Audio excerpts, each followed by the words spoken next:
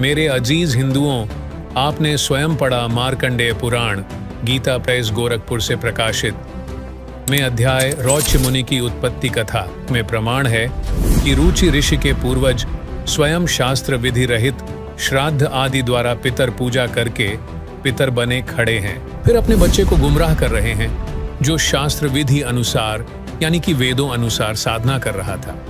पितर यह भी स्वीकार कर रहे हैं कि वेदों में कर्म मार्ग यानी कि श्राद्ध आदि करना अविद्या अर्थात मूर्ख कार्य कहाँ है। पितर भी अपने लोक वेद के आधार से अपने बच्चे रुचि को शिक्षा दे रहे हैं कि पितर देवता व भूतों की पूजा करके पुण्यमय लोकों को प्राप्त करता है। विचार करने वाली बात है कि पितर क्यों नहीं गए उन पुण्यमय लोकों को, स्वयं शास्त्र विधि त्याग कर साधना करके भूखे मर रहे हैं। रुचि को भी पितर बनाने का प्रयत्न कर रहे हैं। स्वयं कह रहे हैं कि यदि तू श्राद्ध नहीं करेगा तो हमारा पतन हो जाएगा।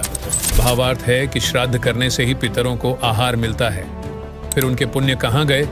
वास्तविकता यह है कि पितर पूजा करके पितर बन गए। पितर योनि बहुत कष्टमय होती है, इसकी आयु भी अधिक होती है। इस योनि को भोग कर फिर अन्य प्राणियों की योनियों में शरीर धारण करना पड़ेगा।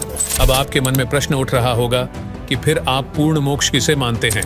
उत्तर, गीता अध्याय 15 श्लोक 4 में वर्णन है कि तत्वदर्शी संत की प्राप्ति के पश्चात तत्व ज्ञान रूपी शस्त्र से अज्ञान को काटकर अर्थात अच्छी तरह ज्ञान समझकर उसके पश्चात परमेश्वर के उस परम पद की यानी कि सत्यलोक की खोज करनी चाहिए, जहां जाने के पश्चात साधक फिर लौटकर संसार में कभी नहीं आते अर्थात उनका जन्म कभी नहीं होता।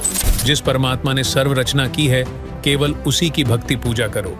पूर्ण मोक्ष उसी को कहते हैं जिसकी प्राप्ति के पश्चात पुनः जन्म न हो, जन्म मरण का चक्र सदा के लिए समाप्त हो जाए। वर्तमान समय में विश्व की 8 अरब आबादी में केवल तत्वदर्शी संत रामपाल जी महाराज जी हैं।